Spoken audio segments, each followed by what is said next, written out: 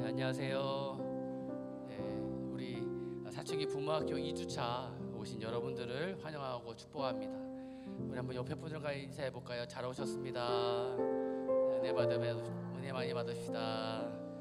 네, 항상 할 때마다 이게 앞자리는 꼭 비어 있더라고요. 여기 없애고 하면 더 괜찮을까 고민이 많이 되긴 하지만 앞으로 좀 오시면 좀 더 뒤에 오신 분들이 좀 더 좋을 것 같습니다. 네. 오늘은 사춘기 자녀 발달 특성 및 갈등 극복이라는 주제를 가지고 강의가 진행이 됩니다.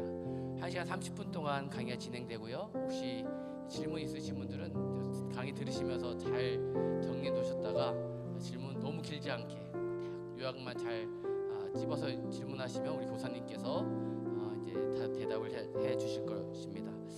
이 시간 오늘은 횃불 트리니티 신학대학원 최은영 교수님 오셔서 강의해 주실 텐데 우리 교수님 나오셔서 강의해 주시겠습니다. 우리 나오실 때 우리 박수로 환영하겠습니다.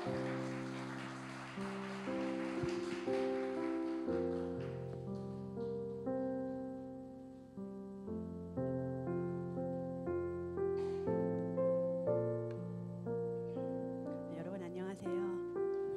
네, 반갑습니다. 정말 제가 좋은 교회에 온 것 같아요. 저는 여러 교회를 다니는 사람이기 때문에 교회 분위기를 금방 느껴요. 근데 오늘 들어오는데 드림랜드를 모르겠는 거예요. 그래서 지나가는 초등학생한테 물어봤어요. 드림랜드가 어디냐 그랬더니 저를 이렇게 데리고 이렇게 여기로 오시라 그러더니 여기에 화장실을 오른쪽에 지나고 쭉 가면 드림랜드가 있대요. 맞죠? 그래서 제가 와, 여기는 어린이가 되게 친절한 교회구나. 그리고 이제 들어왔어요. 그리고 여기 카페가 있잖아요. 그래서 이제 주문을 하러 섰어요. 지갑을 딱 꺼냈는데 거기 청년이 죄송합니다. 오늘은 카페가 안 하는 날입니다. 그러는 거예요. 주일이에요. 그래서 오늘 안 하나 보다 그냥 깨끗하게 단념하고 이제 이쪽으로 와서 앉았어요. 근데 또 여긴 청년도 친절해요. 아니, 그 청년이 일부러 저의 자리에 왔어요. 저 오늘 지금 카페는 안 하지만 뭘 드시고 싶으세요? 이렇게 묻는 거예요. 그래가지고 밀크티 한 잔 또 얻어 먹었어요, 제가. 아니 근데 그런 쟤는 여기 참 좋은 교회 같아요. 맞죠? 네, 여러분들 좋은 교회는 좋은 성도들이 같이 만든 교회죠. 그래서 여러분들의 삶을 여기서 지내시면서 자녀들 키우시고, 그렇죠? 또 여러분들 교사시면 학생들도 여기서 키우시고 그러면서 같이 생활하시는데 정말 좋은 곳에서 좋은 분들하고 지내는 거 정말 큰 축복인 것 같아요. 네. 오늘 제가 사춘기 자녀의 발달 특성과 갈등 극복이라는 주제로 이야기를 나눌 텐데요. 제가 딱 이 주제로 이야기를 하는 건 오늘이 처음이에요. 뭔지도 모르고 일단 한다 그랬거든요. 네, 그런데 뭐 어떻게 되겠지. 그러고 다시 제목을 살펴보니까 발달 특성까지는 알겠는데 갈등 극복은 어떻게 해야 되지? 이런 고민이 저한테 있었어요. 저 그림 이해되세요? 어떻게 하고 있어요? 지금 이 올라타고 있는 아이가 사춘기 자녀죠. 예, 사춘기 자녀가 저 책을 이렇게 들고 자기는 저께서 그냥 이렇게 걷지도 않고 올라타고 있는데 누가 열심히 밀어요. 예, 어머니하고 아버지가 뒤에서 열심히 저를 밀고 있어요. 편해 보이세요? 여기서 갈등이 일어나겠죠? 예, 그래서 오늘 저는 이렇게 뒤로 가는 거군요.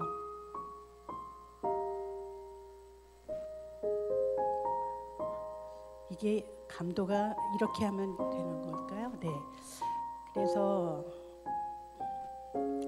먼저 갈등부터 시작을 해보려고 하거든요. 여러분들 갈등의 사전적인 정의가 이렇게 돼요. 예, 갈등은 뭐 칡나무와 등나무다 뭐 얽혀 있다 이런 우리가 이야기를 듣는데 우선 갈등에는 양자가 있어요. 예, 두 파트가 있는 거예요. 오늘 우리의 주제에는 부모와 사춘기 자녀 또는 교사분과 학생 이렇게 두 파트가 마찰과 충돌을 일으킨대요. 예, 두 파트가 부딪힌다는 거예요. 그런데 놀랍게도 무엇에서 충돌이 일어나는가 하면 상반된 서로 다른 욕구, 가치, 목표, 감정 이것 때문에 부딪힌다는 거예요. 양자가. 그러니까 우리가 그냥 막연하게 우리 자꾸 부딪히네 아이하고 뭐가 잘 안 맞네 이렇게 막연하게 느끼시잖아요. 그런데 이거를 사전적으로 조금씩 의미를 좁혀가면 여러분하고 자녀하고 뭐가 안 맞는 거예요. 지금 욕구가 충돌하는 거예요. 욕구는 뭐죠? 바라는 거예요. 내가 바라는 거. 오늘 이 시간이요. 뭐 정보를 여러분들 얻는 시간도 될 수 있겠지만 여러분들의 내면을 한번 살피고 나를 만나는 시간, 내가 나를 만나면서 내 자녀를 만나는 시간, 또 내가 나와 자녀를 만나면서 우리 하나님을 다시 만나는 시간이 되었으면 좋겠어요. 예. 그러면 첫 번째 욕구가 부딪힌다는 거는 바램, 원하는 것, 기대 이게 지금 부딪히는 건데 뭐가 지금 부딪힌다고 여러분 느껴지세요? 자녀분들, 손자분들, 학생. 두 번째는 가치와 목표예요. 가치라는 게 뭘까요? 여러분들이 인생에서 중요하다고 생각하는 바로 그것이 여러분들의 가치를 두는 것이거든요. 예, 여러분들 지금까지 우리가 살아오면서 나는 어디에 무엇에 중요한 나의 의미와 가치를 인생에서 걸고 살아왔나. 만약에 이것이 자녀들하고 다르면 어떻게 돼요? 또 부딪히는 거예요. 예, 원하는 것, 내 인생에서 중요한 것, 이 원하는 것과 중요한 게 삶의 목표를 만들죠. 예, 세 번째 부딪히는 거는 방향이에요. 내 자녀가 보는 인생의 방향하고 내가 보는 방향이 다르다는 뜻이에요. 그렇죠? 그리고 감정이란 거는요. 사실 내 경험의 결과물이에요. 무슨 말씀이냐면 감정은 일단 좋다 나쁘다 두 개로 나뉘어져요. 만족, 쾌 이쪽에는 불만족, 불쾌 이렇게 있는 거예요. 그런데 재밌는 거는 이 감정이 욕구하고 연결돼 있어요. 어떻게 연결돼 있을까요? 편하다. 이건 무슨 뜻이냐면 내 욕구가 만족되었다. 이런 뜻이에요. 불편해요. 뭔가 불쾌해요. 그건 내가 잘 모르겠지만 내 욕구가 채워지지 않았다. 이런 뜻이거든요. 크게 보면. 예, 그러니까 우리가 아이들 키울 때 기저귀에 아이들이 실내를 했어요. 근데 그거 빨리 안 갈아주면 아이들은 불쾌하죠. 불만족스러워요. 감정적으로 안 좋은 걸 느낀다는 거죠. 단순하게 얘기하면요. 근데 우리가 기저귀를 뽀송뽀송 갈아줬어요. 그러면 어때요? 엉덩이가 기분 좋아져요. 만족. 다시 말씀드리면 감정이 부딪힌다는 것도 근본적으로 들어가면 뭐가 부딪히는 걸까요? 욕구가 부딪히는 거예요. 예를 들면요, 여러분 자녀가 반에서 한 10등 안에를 들어가지고 나중에 한 2등급 정도, 한 3등급 정도를 받아서 그래도 수도권 안에 대학을 갔으면 좋겠어. 이게 뭐예요? 여러분의 욕구. 네. 근데 여러분 자녀는 나는 공부에 별로 관심이 없어요. 저는요 드럼을 치고 싶어요. 저는 연극을 하고 싶어요. 그래가지고 아이들이 성적을 받아왔더니 8등급 막 이래요. 그러면 엄마 아버지의 욕구가 찼어요? 안 찼어요? 안 찼죠. 아이의 욕구는요? 찬 거예요. 걔는 2등급 받을 마음이 없던 아이예요. 예, 8등급 받고 만족 그러는데 충돌하죠. 어떻게 충돌해요? 어머니 아버지가 2등급까지 끌어올려야 돼. 아이는 8등급이면 되는데요. 이러면서 이제 충돌을 한다는 거죠. 여러분, 갈등이라는 게 우리의 바램, 기대, 인생의 목표, 방향, 이것하고 연결되어 있다는 걸 아는 것이 굉장히 중요했어요, 저에게는. 그래서 여러분들 지금 테이블별로 이렇게 앉아 계신데요. 요즘 여러분들이 사춘기 자녀들하고 겪는 어려움이 혹 있으세요? 아니면 난 요즘 내 사춘기 자녀하고 이게 참 좋아요, 이게 참 기쁘고 즐거워요, 이런 게 있으세요? 네. 여기에 같이 연결되는 갈등이라는 주제로 연결되는 질문은 이런 거죠.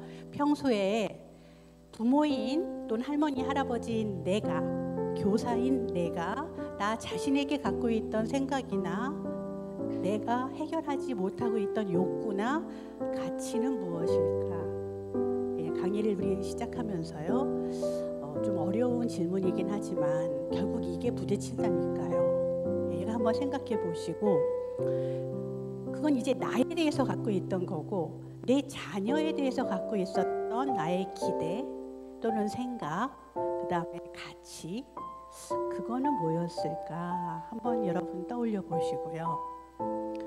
평소에 하나님 앞에서 경험하는 나, 그냥 자연스럽게 떠오르는 나 말고요, 하나님 앞에서 자녀가 된 나. 오늘 이 교회 혹시 처음 이제 초대받아 오신 분은 저게 무슨 소리인가 하실 수도 있어요. 그러면은 모르시면 생각 안 해보셔도 돼요. 그냥 1번, 2번에 대해서만 생각을 해보시고, 혹시 하나님을 만난 경험이 있으신 분들은 그러면 내가 하나님 앞에서 정신 차리고 나를 볼 때 나에 대한 생각이 어떻게 바뀌어가고 있고, 내가 바라는 것, 기대하는 것이 어떻게 바뀌어가고 있지? 떠오르시는 것들이 있죠. 이거를 여러분 어떠세요? 지금 이제 테이블별로 2분씩 또는 3분씩 짝을 져서 잠깐 얘기해 볼 수 있는 분위기일까요? 제가 여기 처음 와가지고 잘 몰라요. 너무 어색하고 그냥 강사분 혼자 하세요. 그러면 제가 그냥 진행하는데, 이게 말이죠, 내 마음에서 뭐가 일어나는지를 내가 한번 생각해보고 말로 한번 옆 사람하고 나눠보면 훨씬 더 정리가 되거든요. 자, 해볼 수 있겠다 하시는 분, 그냥 강사가 해라 하시는 분. 네, 좋습니다. 강사가 하라 이거예요. 네, 제가 분위기는 바로바로 알거든요. 그래서 나누진 않겠지만 갈등을 이해하시려면 여러분들 이것 먼저 정리하고 시작을 하셔야 된다는 거예요. 한두 가지 떠오르시나요? 네, 넘어가겠어요. 그러면 여러분, 다음 인물의 공통점 있어요. 홍명보, 황선홍, 신태용, 남자분들한테 유리해요. 저 세 분의 공통점이 있죠. 축구 선수, 또요. 어느 나라의 국가대표 감독 다 지낸 분들이죠. 지금 현재 우리나라 국가대표 감독은 홍명보 씨예요. 또 하나의 공통점이 있죠. 남자다. 잘 찾으셨어요. 한 나라의 국가대표 감독인데요. 헤드 코치라 그러잖아요. 국가대표 감독, 헤드 코치예요. 근데 이분들이 한 나라 대표의 감독을 맡기 전에 한때는 우리나라 축구 선수단의 선수였어요. 이제 홍명보 씨 수비수죠. 대표적인. 예. 황선홍 씨 대표적인 공격수예요. 신태용 씨 아마 미드필더 하셨을 거예요. 예. 제가 드리고 싶은 이야기는 우리는요 자녀를 잘 키우고 싶어서 여기 온 거예요. 그렇죠? 여러분들 좋은 어머니 아버지 돼서 사춘기 때 우리 자녀들을 어떻게 내가 잘 안내해주면 좋을까?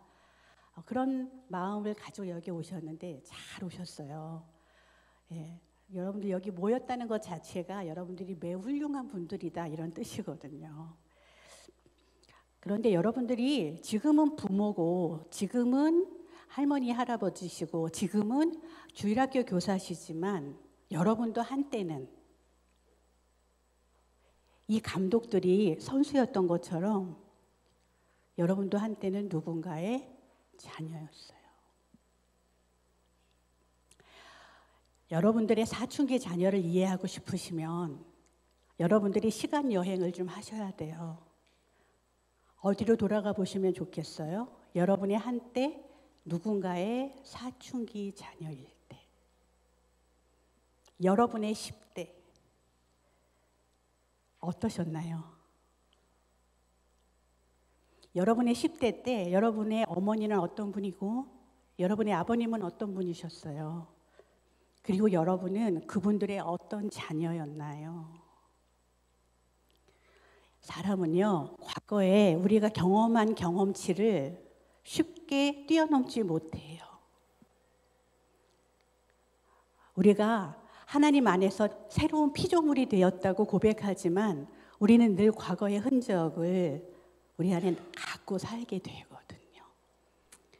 그래서 여러분들이 내가 누군가의 사춘기 자녀였을 때 나는 뭐를 경험한 거지?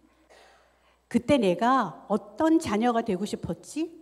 나는 부모님 때문에 뭐가 힘들었지? 그때 내가 이 인생의 위기를 어떻게 극복해 왔지? 그리고 하나 더 질문하셔야 돼요. 그 자리에 하나님은 계셨나? 내가 사춘기 때 그 자리에서 하나님을 다시 만나면 나는 하나님과 어떻게 지내고 싶을까? 여러분, 지금 여러분들의 마음속에서 떠오르는 그런 생각, 느낌, 경험들이 있잖아요. 이 경험들이 결국은 여러분의 자녀들과 상호작용을 하게 만드는 거잖아요. 그렇죠? 그래서 여러분들도 한때는 누군가의 자녀였습니다. 예, 갈등에 대한 이야기를 이제 이만큼 하고 이제 발달 단계에 대한 이야기를 나눌게요. 여러분들 발달과 과업이라는 게 있어요. 예, 발달 과업이란 거는 어느 한 시기에 여러분의 자녀들이 이걸 충분히 경험을 하는 게 너무 필요해. 이때는 이거를 느끼고 경험하는 게 너무 필요해. 꼭 해야 할 과제야 하는 걸 우리를 그 시기에 발달 과업이라 그래요. 그리고 그 발달 과업을 잘 이루지 못하잖아요. 그러면 그 다음 단계로 나갈 수가 없다는 게 발달 이론가들의 생각이에요. 다시 말하면 유년기 때 아이들이 경험해야 되는 것들이 있고 사춘기, 청년기, 장년기 사람마다 이렇게 성장하면서 꼭 해야 봐야 하는 경험들이 있어요. 그런데 그거를 잘 못하면 그때 그 경험이 부족하면 그 다음 단계로 이행하기가 어렵다는 거예요. 자, 그러면 제가 이제 사춘기 아이들이 뭐를 원할까? 갈등은 욕구가 충돌하는 거라고 말씀드렸잖아요. 사춘기 아이들은 크게 이 세 가지를 원한다고 하죠. 사회와 애정의 욕구, 내가 사랑받는다는 느낌, 받아들여지고 있다는 느낌, 예, 내가 수용되고 사랑받고 싶어 하는 욕구가 하나 있고요. 두 번째는 존경의 욕구. 나는 부모님이나 친구들이 너 참 괜찮은 애구나. 넌 참 소중한 애구나. 넌 참 귀하구나. 이렇게 우리를 받아주기를 원한다는 거죠. 예, 세 번째는 자아실현의 욕구예요. 다시 말하면 이제는 내가 어떻게 살아야 되는지 방향을 좀 갖고 싶어요. 내 진로를 좀 정하고 싶어요. 이런 크게 세 가지 욕구와 기대를 여러분 사춘기 자녀들은 갖고 있다는 얘기예요. 그래서 보통 그 학교의 대학원의 발달 이론이라고 하는 클래스가 열리면 한 학기 내내 저 이야기를 하거든요. 근데 한 학기 내내 할 이야기를 15분 동안 해야 돼요. 제가 여기 보시면 지금 제가 5가지 학자들의 발달 단계 이론들을 좀 정리를 했어요. 여러분들 이걸 어떻게 다 설명을 하려고 그러지? 이걸 다 알아야 되나? 다 모르셔도 괜찮아요. 그냥 여러분 들으시면서 마음에 한두 가지 남는 것만 기억하시면 돼요. 프로이트가 맨 왼쪽에 심리 성적 발달 이론을 만들었어요. 저분은 성적인 쾌감이 느껴지는 신체 부위에 따라서 발달 단계를 나눈 거예요. 그러니까 성적인 쾌감이 0세에서 1세는 구강, 입에서, 입술에서, 그 다음엔 항문에서, 그 다음엔 남근이라고 하는 거는 남자 여자의 생식기인데요. 생식 기능이 만들어지기 이전의 성기, 남근 또는 여근, 그죠? 그걸 얘기를 하는 거예요. 거기에서 쾌감이 느껴지니 아이들이 요때 여러분 잘 한번 떠올려 보세요. 이때 남자아이들이 고추를 이렇게 조물락조물락 할 때도 있고 여자아이들은 이런 데에 가서 성기를 이렇게 비비기도 하고 그래요. 조그만 아이들이 정상적인 거라는 거예요. 그때 그 아이들의 성적인 쾌감은 거기서 느껴지고 있거든요. 이것이 너무 오래 지속되고 정도가 심하면 문제지만 말이에요.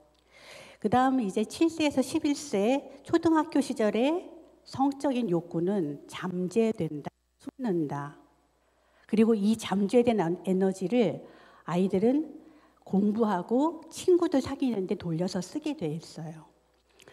그리고 여러분들 사춘기부터 지금까지 성인 말기까지 모든 사람들은 성적인 쾌감을 우리의 정상적이면 우리의 성기에서 느끼는 거죠. 그래서 성기기라고 얘기해요. 여기서 우리가 사춘기에 대해서 한 가지 알아야 될 것은 아이들이 야동에 관심을 가지고 성적인 것에 관심을 가지는 건 너무 어떻다요? 자연스러운 일이다. 너무 정상적인 일이다. 예. 왜냐하면 숨어있던 욕구들이 다시 나와서 이제 느껴지잖아요. 예. 그 다음에 에릭슨, 이 심리사회 발달 이론을 만든 에릭슨은요. 이렇게 말해요. 처음에 태어나서 에릭슨이 사실 프로이드 제자거든요. 예, 프로이드하고 같이 공부를 했던 분이에요. 근데 청출 어람이죠. 아유, 스승님, 너무 성적인 것에 집착해서 이론을 만드셨네요. 저는 그렇게 생각하지 않아요. 성적인 만족보다 더 중요한 거는 관계에서의 만족이에요. 그리고 심리, 사회, 소셜 관계에서 뭐가 만족이 돼야 되는지에 눈을 뜨고 이분이 만든 심리, 사회 발달이로 한번 보세요. 0세, 1세부터 그 19세까지 같이 가고 있죠. 연령대는. 왜 그래요? 프로이드 제자니까요. 스승님하고 같이 5단계까지 가는 거예요. 프로이드가 구강기를 얘기할 때 에릭슨은 입술에서 부모님하고 0세에서 1세까지의 이 시간이 느껴지는 건 아까 말씀드린 발달 과업으로 꼭 아이들에게 필요한 건 신뢰감이라는 거예요. 여러분들 오늘 저하고 어차피 뭐 1시간 반, 2시간 이렇게 시간을 보내시는데 여러분들이 머리로 마음으로 정말 여러분의 인생 시간 여행을 해보셔야 돼요.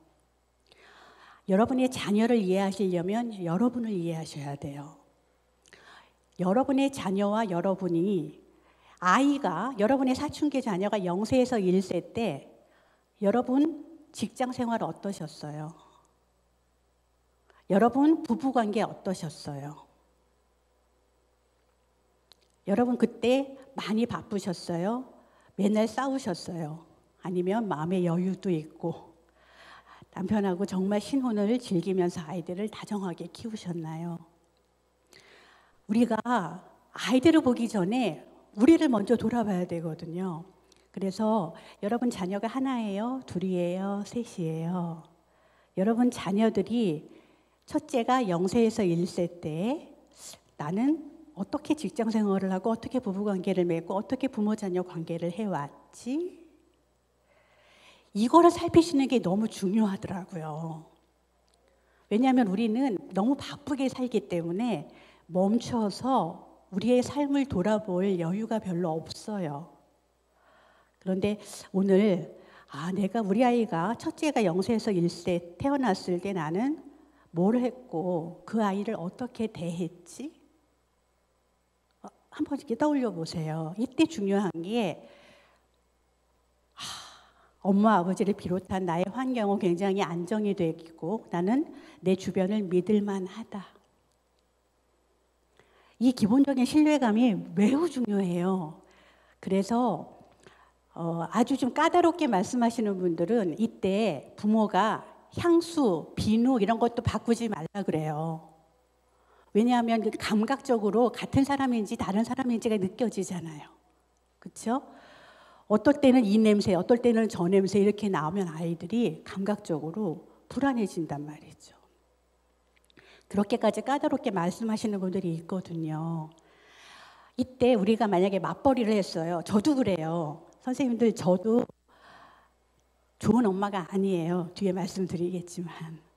저는 두 아이를 키웠는데 한 번도 육아휴직을 한 적이 없어요.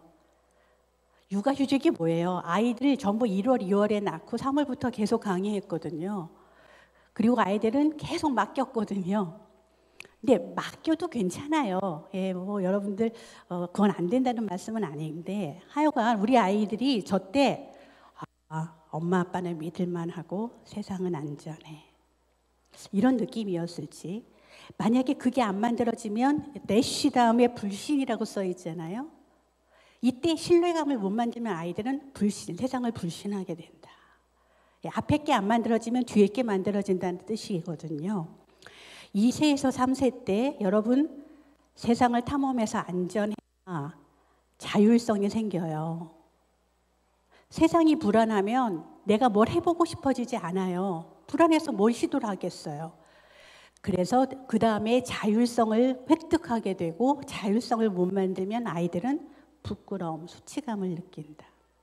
이때 여러분 가만히 보세요. 아이들이 치카치카도 자기 혼자 하려고 그러고 이유식도 자기가 숟가락으로 떠먹으려고 그러고 막 이럴 때죠. 그럴 때 나는 어떻게 아이를 훈육했지? 한번 돌아보셔야 돼요. 흘리면 안 돼. 내가 다 먹여줬나? 그러면 아이는 자기 혼자 뭐를 해볼 수 있는 여지가 없어지죠. 그러면 나는 이걸 못하네 정도가 아니라 나를 부끄러운 존재로 느끼기 시작한다. 이게 좀 곤란한 거래요. 그래서 너무 통제적인 부모님들이 이 시기에 아이들에게 자율성을 못 만들어줄 수가 있거든요. 그럼 통제를 받으면 답답하기만 한 게 아니라 내가 별로네. 나는 혼자 할 수 있는 게 없네. 이렇게 느껴질 수 있다는 거예요. 그 다음 4세에서 6세 때가 주도성. 내가 혼자 뭔가를 기획하고 이끌고 이럴 수 있는 능력이 생기는 거죠. 이때가 아이들이 어린이집과 지나서 유치원 다닐 때 아니에요. 예. 여러분 보세요. 내가 혼자 뭘 한번 해봐야지 하는 자율성이 없는데 어떻게 주도해요? 그렇죠? 예. 이 무렵에 우리 아이가 유치원을 갔어요. 유치원을 갔는데 엄청 싸워가지고 뜯겨가지고 왔어요. 왜냐하면 경찰 놀이 할 사람 여기 붙어라 이거를 한 거예요. 우리 아이가 주도성은 있었는데 문제는 뭐냐 하면은 이 주도성이 너무 차가지고 여러분 경찰 놀이 하자고 붙으면 아이들이 오겠죠. 다 뭐 하고 싶어 할까요? 당연하죠. 모여가지고 이제 역할을 맡겼겠죠. 예. 그리고 우리 아이는 분명히 나는 경찰 그랬을 거예요. 근데 거기에 자기도 경찰하고 싶은 애가 있었던 거죠. 그래가지고 둘이 치고받고 싸운 거예요. 유치원에서. 둘 다 막 피 나고 그랬대요. 그래서 저도 어지간하네 이 아이가. 그래서 또 마음앓이도 했는데요. 그래도 중요한 건 그 그렇게 주도성을 나타내는 애가 낫다는 거예요. 어떤 아이보다요? 있는 듯 없는 듯 어느 구석에 박혀 있는 아이보다요. 예. 여러분들 자녀들 첫째, 둘째, 셋째 어떤 성향들을 가지고 있는지 한번 보세요. 그래서 주도성이 개발이 안 되면 여기에 뭐라고 얘기하죠? 죄책감. 내가 뭔가 잘 못하는 애 같아. 예. 그 뒤 죄책감이 발달이 되고, 여러분 근면성 7세에서 11세가 초등학교 연령이죠. 예, 초등학교 연령 때 여러분 가만히 보세요. 얼마나 아이들이 1학년이 돼서 힘들게 했는지. 1학년 때 뭐 하죠? 받아쓰기. 받아쓰기 그거 굉장히 어려운 거예요. 한글도 띄우기 어려울 때 선생님이 부르는 걸 틀리지 않고 써야 돼요. 엄청 어려운 거예요. 또 뭐 해야 돼요? 사칙 연산. 더하기 빼기 곱하기 나누기. 그거 엄청 어려운 거예요. 어디가 여러분 가장 어려웠던 것 같아요?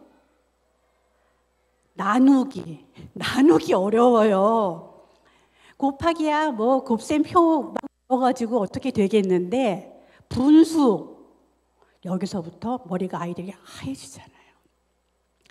여러분들 그거 잘할 수 있는 애들은 어떤 아이들이에요? 나에 대한 믿음을 가지고 자율성과 주도성을 개발하면서 살아봐야 부지런히 하고 싶은 게 보이는 거예요. 여러분들이 하고 싶은 일은 열심히 하시죠. 누가 안 시켜도 하죠. 그런데 여러분들이 별로 하고 싶지 않은 일, 난 별로 동기가 안 생기는 일, 그걸 막 하라 그러면 어떻게 돼요? 그것처럼 하기 싫은 게 없어요.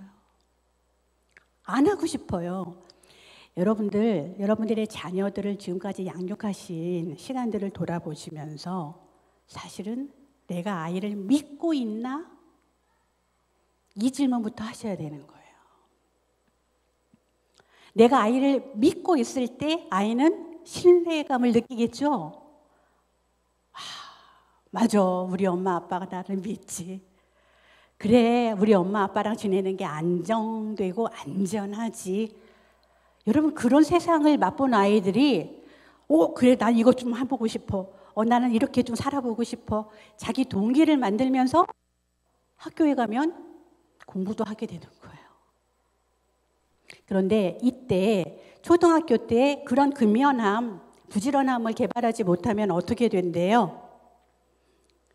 여기 보면은 열등감을 느낀다 이렇게 돼 있어요. 그 다음에는요, 모든 게 다 눈에 보이거든요. 쟤는 곱셈을 하는데 나는 못해. 쟤는 분수를 하는데 나는 못해. 이렇게 하면서 별로 하고 싶지도 않아. 더군다나. 그럼 나는 좀 뒤떨어지는 아이인가? 이런 느낌이 든다는 거예요. 그 다음에 이제 우리의 주제 사춘기가 지금 12세에서 19세, 10대잖아요. 이때에 에릭슨이 이야기하는 굉장히 중요한 발달 과업은 나는 누구인가에 대한 설명력이 생겨야 돼요. 정체감이라고 하잖아요. 이런 거예요. 나는 괜찮은 아이인가, 안 괜찮은 아이인가? 나는 하고 싶은 게 무엇인가?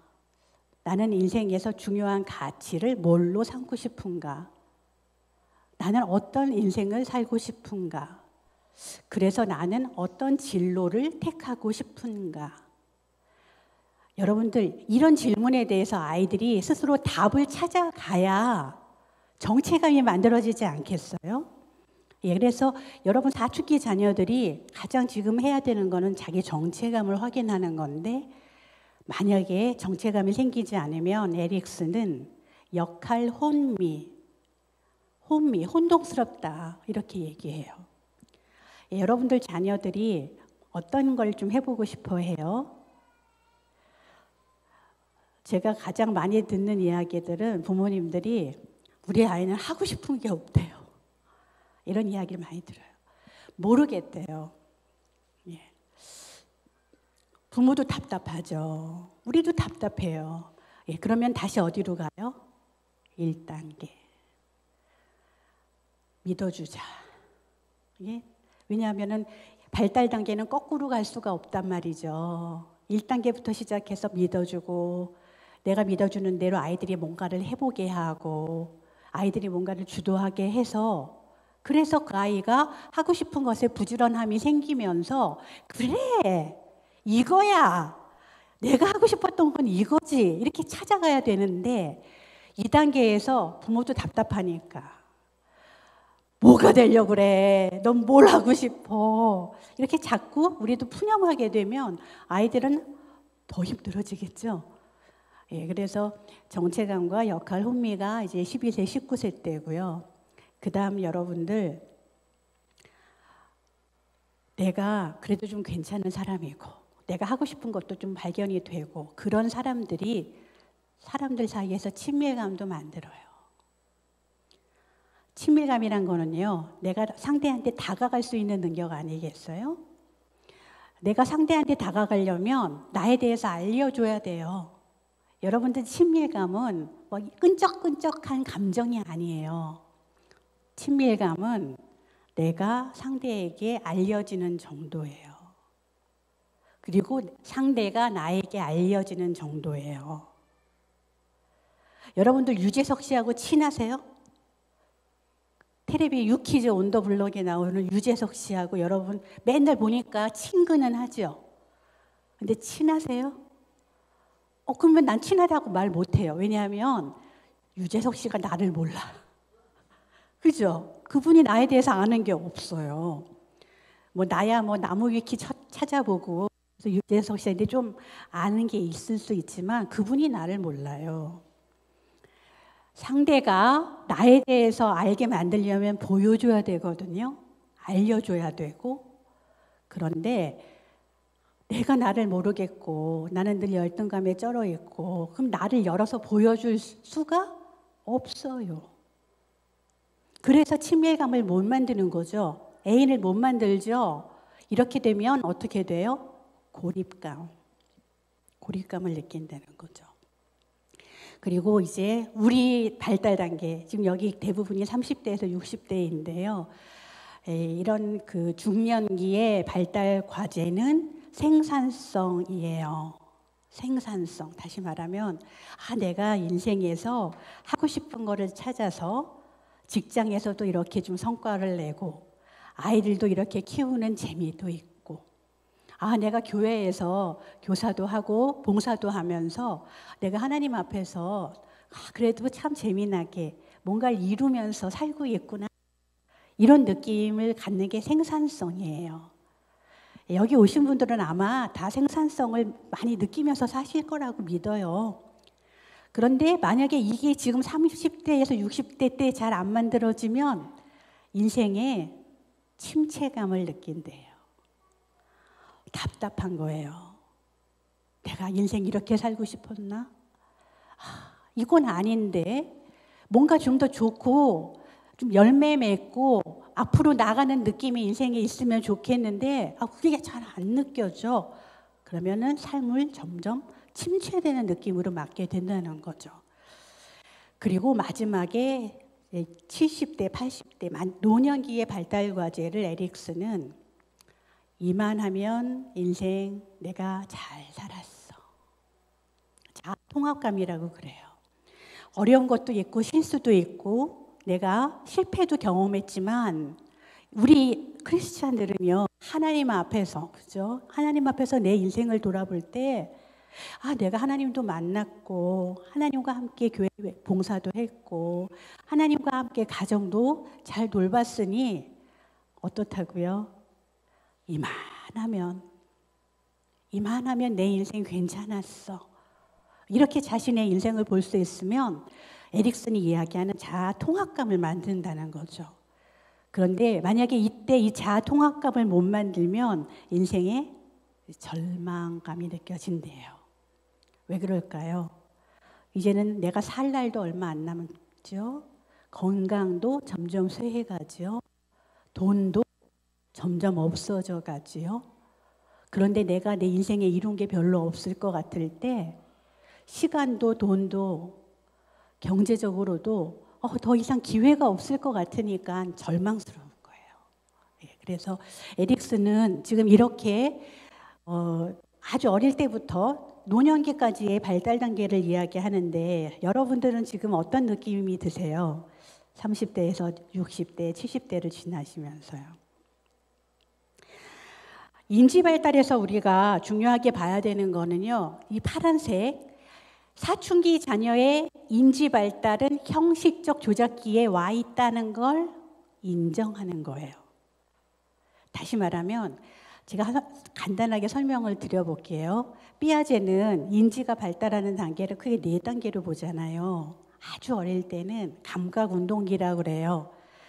이때 여러분 기억나시죠? 아이들 낳고 제일 먼저 해준 게 뭡니까? 머리 좋아지라고 한 거 있죠? 여러분들이. 모비를 달아주잖아요. 그죠? 아이들 꼼짝도 못하고 이렇게 누워있는데 머리 좋아지라고 막 뺑글뺑글 막 음악 나오고 뭐 나비가 돌아다니고 이런 거 해놓죠. 왜냐하면 이때 인지 발달은 감각 운동을 통해 일어나기 때문에 그래요. 보고 듣고 만지고 그다음에 내가 내 몸을 써보고 이러면서 신경계 뉴런들이 연결이 되거든요. 그리고 그다음에 3단계가 조작기로 끝나잖아요. 조작. 이 조작이 오퍼레이션 영어로 내가 인지적으로 뭔가 조작을 하는데 그 다음 단계는 전 조작기예요. 조작이 안 되는 때예요. 이때 아이들한테 넌 나중에 뭐가 되고 싶어 이렇게 물어보잖아요. 3살, 4살 꼬마들한테. 여러분 기억나세요? 여러분 자녀들 한 4살 때 되고 싶었던 거. 이 전 조작기 때는 말도 안 되는 얘기를 해요. 뭐가 되고 싶어? 그러니까 우리 둘째가 그 용인의 에버랜드에 가면 나라라 피터팬이라고 있어요. 보셨어요? 예, 나라라 피터팬. 너무 좋아했어요. 나라라 피터팬에 보면은 그 동화책에 팅커벨 나오죠. 팅커벨. 날아다니는 요정. 우리 아이가 남자애인데요. 4살 때 넌 뭐가 되고 싶으니? 그랬더니 팅커벨이요. 그러는 거예요. 팅커벨 될 수 있어요? 없어요. 전 조작기. 그냥 환상 속에서 자기가 되고 싶고 하고 싶은 걸 이제 막 아무거나 막 아무 말 대잔치를 하는 거죠. 그러다가 초등학생이 되잖아요. 초등학교 저학년. 이때가 구체적 조작기예요. 이렇게 되면 조작을 하긴 하는데 구체적으로 해요. 구체적으로 한다는 건 어떤 뜻이냐 하면은 눈에 보이는 대로 내가 볼 수 있고 판단할 수 있게 되는 거예요. 그래서 전 조작기 때 아이들한테 이제 간식을 이렇게 나눠주잖아요. 그러면 요구르트를 따라줄 때 그릇을 똑같이 해서 줘야 되죠. 어떤 그릇은 넓고 어떤 그릇은 길어요. 그러면 긴 때 담긴 요구르트가 양은 똑같지만 많아 보일 거 아니에요. 그죠? 높으니까. 전 조작기 때 아이들은 그걸 구별을 못해요. 그래서 무조건 긴 데 담긴 요구르트를 달라 그래요. 저게 많아 보이니까. 그런데 적어도 구체적 조작기에 오면 그 정도는 할 수 있어요. 똑같은 양을 따르는 걸 보면 그릇이 크거나 작거나 어차피 똑같은데 이런 정도까지는 이제 판단이 되는데 이제 우리의 오늘의 주제 사춘기. 여러분들 왜 중2가 그렇게 어려운지 아세요? 형식적 조작기에 들어왔기 때문에 그래요. 여러분들 아이들이 여러분한테 대들고 말대답 따박따박하고 엄마 아빠는 왜 그러시냐고 그러고 이럴 때 마음은 부딪혀도 실은 이 발달 단계를 이해하시면 박수 치셔야 돼요. 드디어 우리 아이가 형식적 조작기에 들어왔군. 우리 아이의 인지 발달이 정상적인 궤도로 들어왔군. 박수 치셔야 돼요. 왜냐하면 형식적 조작기의 사고의 특징이 추론할 수 있어요. 추론. A면 B고 B면 C니까 A는 C다. 3단 논법이라 그러죠. 추론할 수 있고 그 다음에 추상적인 사고가 가능해져요. 무한대의 개념도 생겨요. 형식적 조작기의 특징이거든요.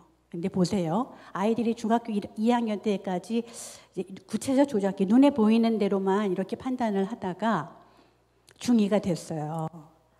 추론도 되고 추상적으로도 되고 그다음에 뭔가 이렇게 판단도 어른만큼 되는 거예요. 그러면은 이렇게 되는 거죠. 우리 아버지가 괜찮은 사람인 줄 알았는데 좀 부족하시군. 그죠? 비교해가지고 결론을 내는 거예요. 우리 엄마가 괜찮은 분인 줄 알았는데 엄마로 점수가 많이 부족한데 이게 있잖아요. 극으로 달하면 아이들이 이렇게 생각할 수 있죠. 우리 아빠는 아빠도 아니야. 우리 엄마는 엄마도 아니야. 이런 생각할 수 있잖아요. 그러면 우리한테 쎄해지죠. 쎄한 느낌 아시죠, 여러분? 얼굴도 안 쳐다보고 대답도 안 하고 모든 대답은 이렇게 하든가 네, 아니요 이것만 하든가 이러잖아요. 그럴 때 그때를 잘 견디고 지나가셔야 돼요. 이 아이가 형식적 조작기에 들어와서 자기의 판단을 하게 됐구나. 그리고 그 아이의 판단에 대해서 여러분들이 기분 나빠하시면 안 되는 거예요. 그 아이의 눈에는 판단해서 그렇게 보일 수 충분히 있겠구나. 그래서 여러분 기분 좀 나빠도 어떤 점에서 엄마가 좀 다른 집 엄마보다 떨어지는 것 같으니 이런 질문을 할 수 있는 엄마는 진짜 자신감 있는 엄마죠. 정말 자신감 없는 엄마는 이 질문도 못합니다. 겁이 나서. 내가 진짜 떨어지는 엄마일까 봐. 근데 질문하셔야 돼요. 어떤 점에서 너가 엄마에 대해서 부족하게 느끼니? 어떤 점에서 네 아버지가 아버지 같지도 않다고 느끼니? 아이한테 수용적으로 물어봐야 아이들이 자신들이 판단한 걸 얘기해 줄 거 아니에요. 그렇죠? 그래서 이때가 이제 형식적 조작기라는 때고요.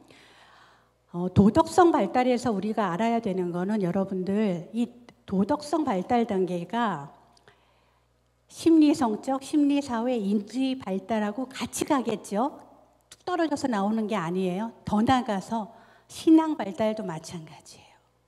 여러분 우리의 믿음이 발달한다는 거 아이들의 다른 발달 단계하고 연결이 돼 있겠죠. 그래서 도덕성 발달 단계에서는 이렇게 얘기해요. 크게 전인습, 인습, 후인습. 크게 3단계예요. 전인습, 인습, 후인습. 그럼 인습이라는 게 무슨 뜻일까요? 보편적으로 사람들이 생각하는 통념들이 있잖아요. 도덕적으로. 그것이 보편적인 도덕 판단, 그걸 인습적인 단계라고 생각하면 돼요. 그 전 단계를 전인습, 그 다음 단계는 후인습이에요. 그러면 여러분들의 도덕 발달, 여기서 한번 어차피 옆 사람하고 얘기를 안 하기로 우리 했으니까 여러분 스스로한테 제가 질문을 한번 드려볼게요. 도덕성 발달 단계를 이야기한 이 콜버그가요. 질문을 1000명이 넘는 사람한테 했어요. 1000명이 넘는 사람한테 무슨 질문을 하냐 하면 여러분도 한번 대답을 해보세요. 이 질문에 대해서. 하인츠라고 하는 남자가 어느 마을에 살았어요. 결혼을 했어요. 근데 아내가 죽을 병에 걸렸어요. 근데 그 아내를 살리려면 어느 약국에 가서 비싼 약을 사서 먹이면 살 수가 있는데 문제는 내가 너무 가난해요. 내가 남편인데 가난해요. 여러분이 만약에 하인즈라면 어떤 선택을 하시겠습니까? 이 상황에서. 마음에 한번 대답을 해보세요. 그 하인즈라고 하는 죽어가는 아내의 남편이면 지금 이런 상황에서 나는 이렇게 하고 싶어. 그 여러분의 대답 안에 여러분의 도덕 발달 단계가 숨어 있다는 뜻이거든요. 그래서 인습 이전에 단계는 이런 거예요. 나 절대로 나는 그 약을 훔칠 수가 없어. 왜냐하면 내가 못된 놈 되잖아. 예, 하인츠의 결정이 약을 훔치지 않고 그냥 아내가 죽는 걸 보겠다 이렇게 되는 거예요. 그런데 이유는 보편적이지 않잖아요. 내가 그거 훔치면 나쁜 놈 되는 거, 난 사람들이 나한테 뭐라고 하는 거, 질타하는 거 난 싫어. 그래서 벌을 피하고 싶어하는 단계예요. 전 인습 단계가. 또는 여러분 여기서 있잖아요. 어떤 결정을 했느냐가 중요한 게 아니고 왜 그렇게 생각했느냐가 중요하거든요. 그러니까 이제 이 전 인습 단계 또 다른 예는요. 나 약 훔쳐가지고 아내 살릴 거예요. 이렇게 말할 수 있죠. 이유는요. 그러면 사람들이 나보고 좋은 남편이라고 박수 쳐줄 것 같으니까요. 전 인습 단계의 예예요. 근데 사랑하는 여러분, 우리는 하나님의 거룩한 기준까지 가야 되는 사람들이거든요. 그렇죠? 근데 지금 벌을 피하고 싶어, 인정을 받고 싶어, 이런 동기를 가지고 우리가 신앙생활을 한다 그러면 우리는 전 인습 단계에 있는 거예요. 콜버그의 기준으로. 그 다음 이제 인습 단계가 되면은 이런 이제 이야기를 하겠죠. 보편적으로 왜 사회에서 이제 통용되는 법칙들이 있잖아요. 뭐냐면 약사는 생명을 지키기 위해 있는 직업이니까 나는 약사한테 가서 사정을 좀 할 것 같다. 아내가 아프니까 내가 나중에 돈은 갚을게요. 약을 좀 주세요. 뭐 이런 정도 약사의 보편적인 어떤 직업의식, 직업 가치를 따라서 결정하는 것. 아니면 법과 질서를 따르는 거예요. 법과 질서를. 그래서 난 절대로 안 훔쳐요. 안 훔치는 이유는 훔치는 거는 법에 저촉이 되니까요. 여러분들 법을 지키는 거는 미니멈인 거 아시죠? 법을 지키는 거는요, 이 사회에서 가장 기본을 사는 거예요. 예, 법에 따라 사는 것 인습 단계예요. 그런데 후인습 단계, 그 다음에 더 발달이 된 상태에서는 이런 이야기 할 수 있겠죠. 가장 도덕적으로 완전한 상태, 이런 예를 들어요. 저는 그 약국에 가서 약을 훔칠 겁니다. 그리고 아내를 살릴 겁니다. 왜냐하면 제 아내의 생명은 너무 소중하니까요. 생명보다 더 소중한 게 없으니까요. 그리고 만약에 그 고가의 약을 훔친 저의 이 행동에 대한 죄값이 사형이라면 저는 그냥 사형을 당하겠습니다. 만약에 그 죄값이 무기징역이면 저는 무기징역 처벌을 평생 받으며 살겠습니다. 이런 정도의 대답을 할 수 있으면 우리는 후인습 단계의 가장 높은 보편적 도덕성의 단계에 이른 거예요. 여러분들 마음속에 어떤 대답을 해보셨어요? 우리 예수 그리스도가 사실은 가장 높은 수준의 도덕성을 보여주신 분이에요. 왜냐하면 십자가라고 하는 거는요, 하나님의 공의와 사랑이 동시에 만족된 장소였어요. 여러분, 우리가 교회에서 그렇게 이야기하는 십자가 이야기는 하나님께서 너희가 내 자리에 너희가 와서 너희가 하나님처럼 되려고 선악과를 먹게 되면 죽음이야, 이렇게 말씀하시잖아요. 죽는 거야. 그런데 여러분, 창세기 3장부터 하나님은 무화과 나뭇잎을 떼어내시고 우리한테 가죽옷을 입혀주세요. 아담과 하와에게. 무슨 말씀인지 아세요? 하나님은 누군간 그러지요. 뭐 하려고 자유의지를 주었냐고. 그놈의 선악과 때문에 인생 망쳤다고. 예, 우리 그런 얘기 하잖아요. 그런데 그 이전부터, 선악과를 만들기 이전부터 우리 하나님은 우리를 얼마나 사랑하시냐 하면 창세기부터 가죽옷을 준비하세요. 가죽 옷은 어떤 옷인지 아시죠? 가죽이 뭔지 아시죠? 가죽은 영어로 애니멀 스킨이에요. 애니멀 스킨. 가죽이 만들어지려면 짐승이 죽어야 되는 거예요. 여러분, 창세기 3장에 가죽 옷으로 표현된 그 가죽 옷을 우리한테 입혀주시기 위해서 많은 일들을 하나님 하시는데, 구약에 수도 없이 반복된 제단의 그 제사들 있죠. 다 어디를 향해 있어요? 예수 그리스도. 십자가. 예수님의 십자가. 예수님이 단번에 제물이 되셔서 여러분하고 나하고 하나님하고의 이 담장, 휘장을 갈라주셨다는 게 복음의 핵심이에요. 그래서 우리가 죄 가운데 있었지만 하나님의 자녀가 돼서 의인이 돼서 살았고, 여러분 여기까지가 도덕성 발달의 가장 최고봉의 단계라고요. 하나님은 죄의 삭선 사망이라고 하는 하나님의 공의, 정의를 그냥 내버려 둘 수가 없었어요. 그래서 어떻게 하셨어요?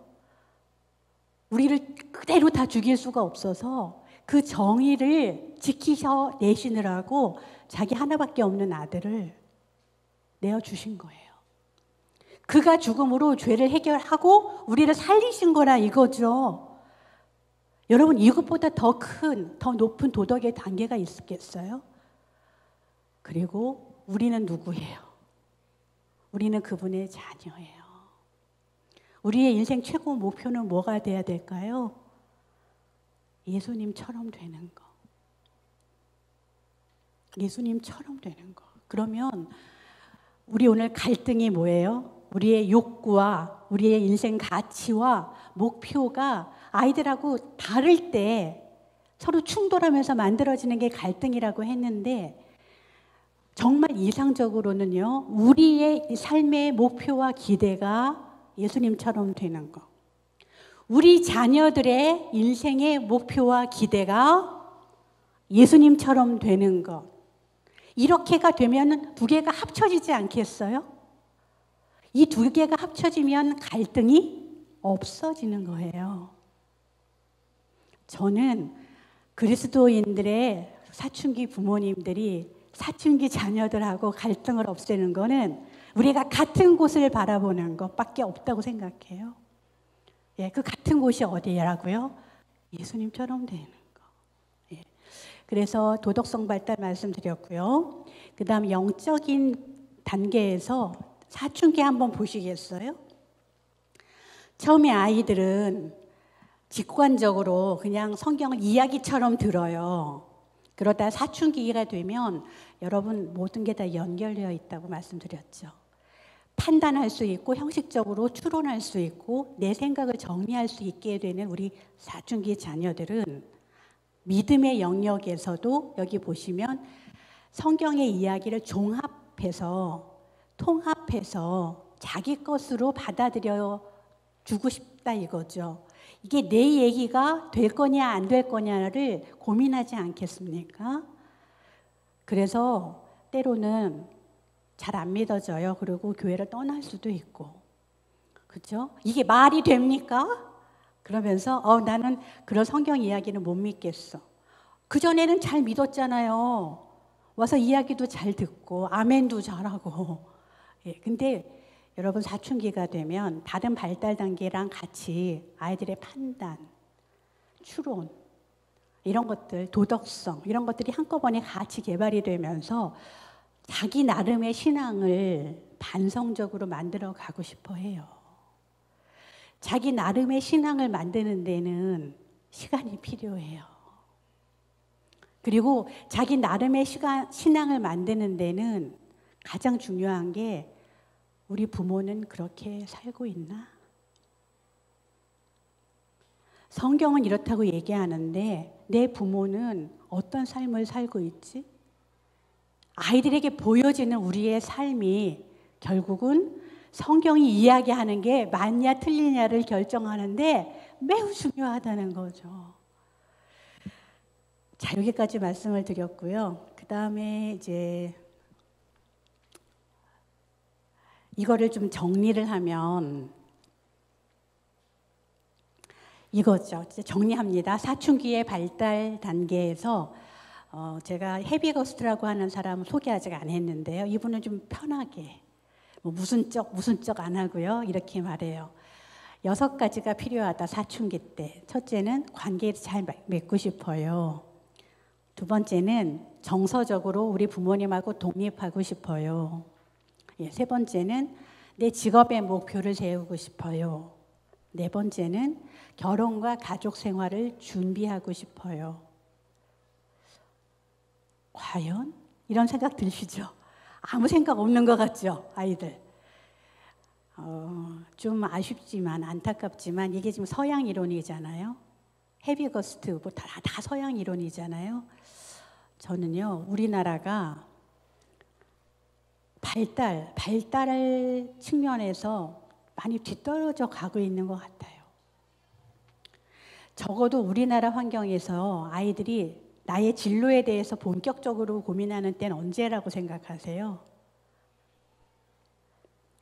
대학교 2학년에서 3학년 때예요. 왜 그랬죠? 대학 갈 때까지는 입시 기준표, 몇 등급 어느 학교, 몇 등급은 어느 학교 이렇게 해서 부모나 사회의 기준에 맞춰서 대학을 가요. 그런데 왜 그런 거 있잖아요. 다 가봤더니 여기가 아닌 게비요. 가서 1년을 공부했는데 너무 안 맞아요. 못하겠어요. 그러니까. 그래가지고 2학년, 3학년이 되면 그때부터 나는 누구, 여기는 어디, 난 어떻게 살아야 돼. 그때부터 고민해요. 실은요, 서양에서 만든 발달 이론 보세요. 직업적 목표, 결혼, 가족에 대한 고민들을 사춘기 때 충분히 하도록 한단 말이에요. 그리고 시민으로서의 역량을 갖추고 나의 가치관과 윤리 체계를 세우고 싶다. 여러분들이 이걸 안 한다는 거는 이런 대화를 아이들하고 같이 하면 좋겠다. 이런 말씀이 있죠. 그 다음에 이제 여러분의 얘기예요. 그러면은 아이들은 그렇고 우리는요? 우리는 어때요? 우리 시기에 헤비거스트가 이야기하는 6가지 발달 단계를 얘기하죠. 일단 우리가 경험하는 생리적인 변화들이 있어요. 30, 40대가 지나고 50대가 되고 그러면 갱년기가 시작이 되고 건강이 예전 같지 않죠. 그리고 막 볼살이 늘어지죠. 저도 그래요. 지금 막 여기가 패이기 시작하는데 너무 기분이 안 좋아요. 우리의 생리적인 변화를 인정하고 적응하고 싶다. 그 다음 내가 대한민국의 시민으로 내 책임을 다하고 싶다. 여러분들 정치 성향이 어떤지 잘 모르지만 제가 정치 얘기를 하려고 하는 건 아니지만 사실 우리가 이 시대 어른으로 각자가 지금 이 대한민국 현재 돌아가는 일들을 보면서 마음 아프고 고민스럽고 그렇잖아요. 그게 다 이런 것 때문이에요. 우리는 시민으로서 책임을 다하고 싶다. 세 번째가 10대 자녀가 책임감 있고 행복한 성인이 되는 걸 난 잘 돕고 싶다.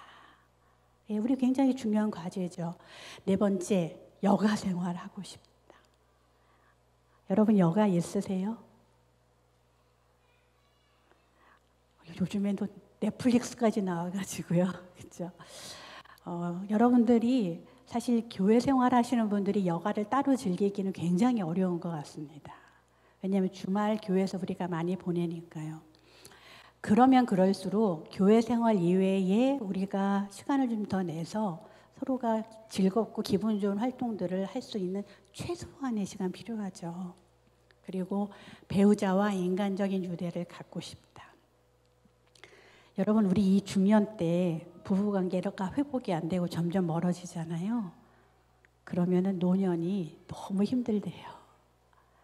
뻔하잖아요. 노년이 되면 아이들 다 떠나가면 둘만 남는데 그 긴 시간을 어떻게 할 거예요?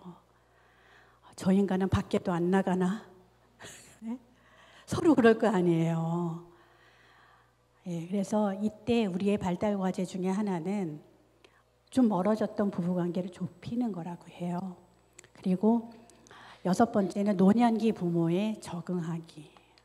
저도 지금 50대 후반인데요. 지금 우리 세대가 가장 힘들어요. 왜 힘드냐면은 아래로는 사춘기 자녀가 치고요. 우리 위로는요. 부모님들 봉양을 해야 해요. 거기 돈도 들여야 되고요. 요양원도 가봐야 되고요. 그렇죠? 너무 힘들잖아요. 우리가 사실은 끼어서 제일 힘들어요. 그런데 어떻게 하면 우리가 정말 하나님을 의지하면서 이 발달 과업들을 좀 잘 해나갈 수 있을까를 보시는데요. 뭐 구두, 융 이런 얘기는 제가 하고 싶지 않고 갈등이라고 하는 측면에서 지금 우리 부모 세대하고 사춘기 세대가 발달 단계가 맞물려요. 10대 자녀를 키우는 분들이 지금 중년기의 발달 과제를 하고 계시잖아요. 중년이잖아요.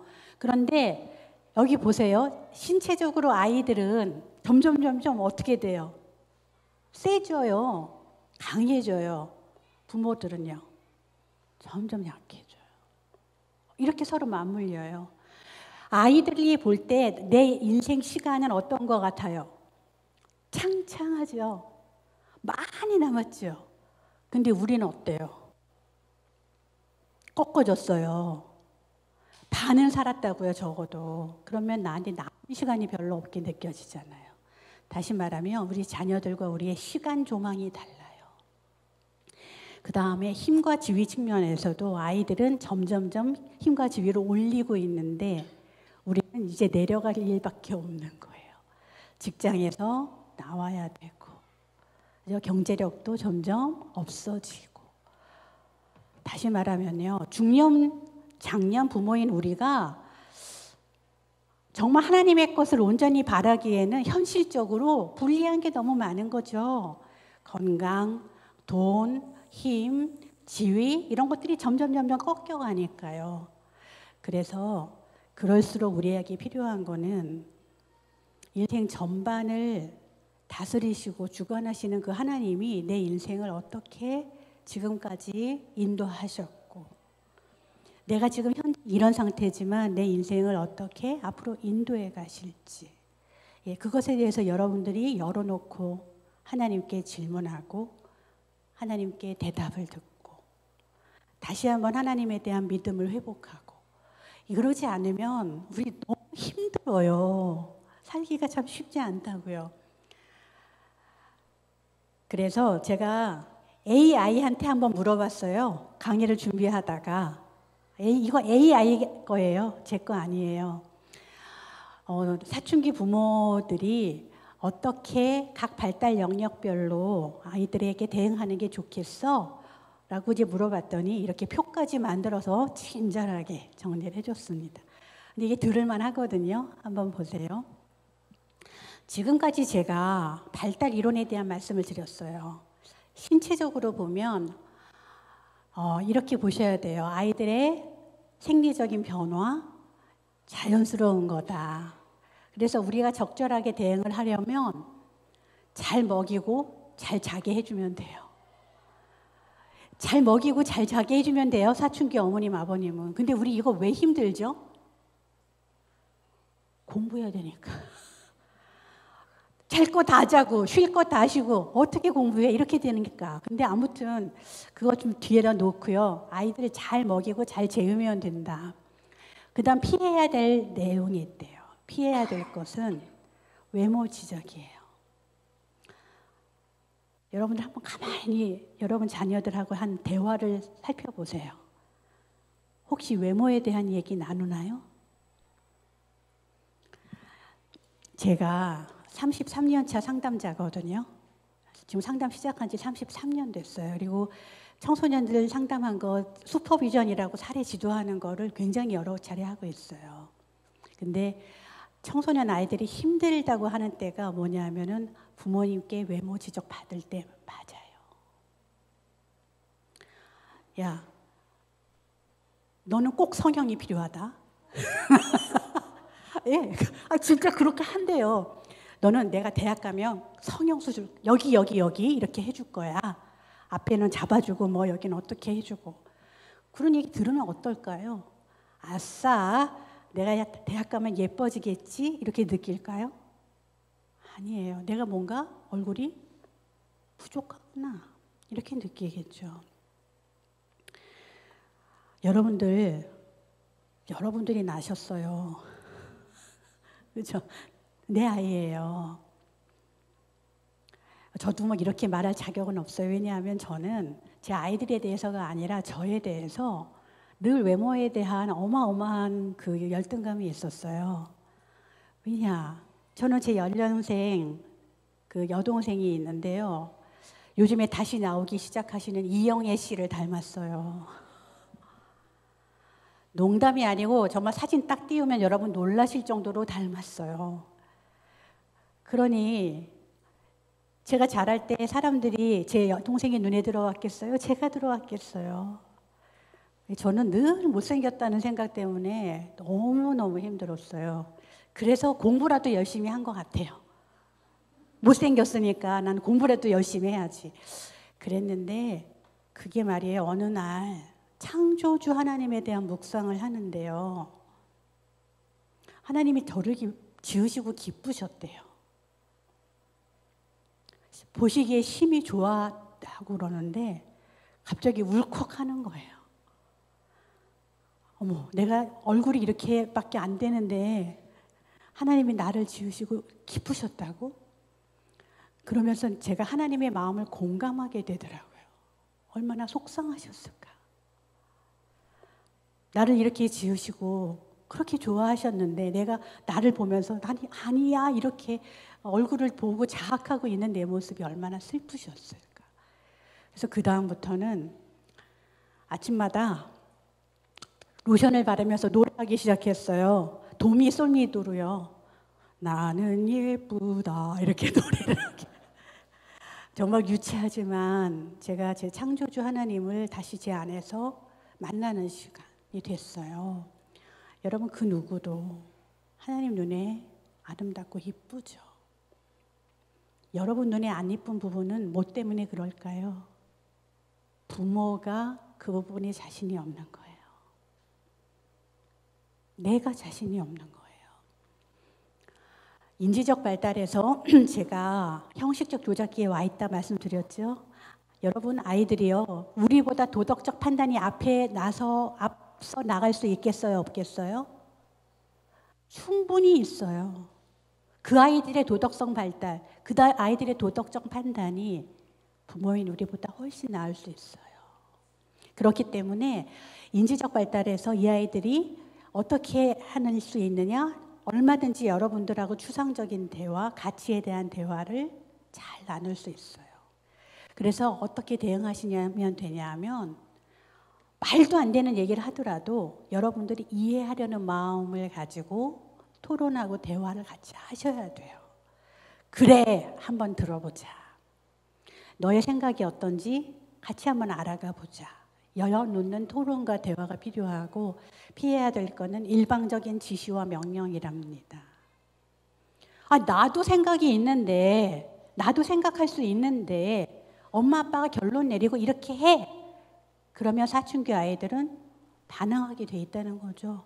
그래서 지시나 명령보다는 같이 그래 한번 얘기해 보자 이런 태도가 필요하다는 거고, 정서 발달은 아이들이 불안정해 보일 때가 있죠. 그러나 여러분들이 그 감정도 다 인정해주고 공감해주고 충분히 너는 그렇게 느낄 수 있겠다.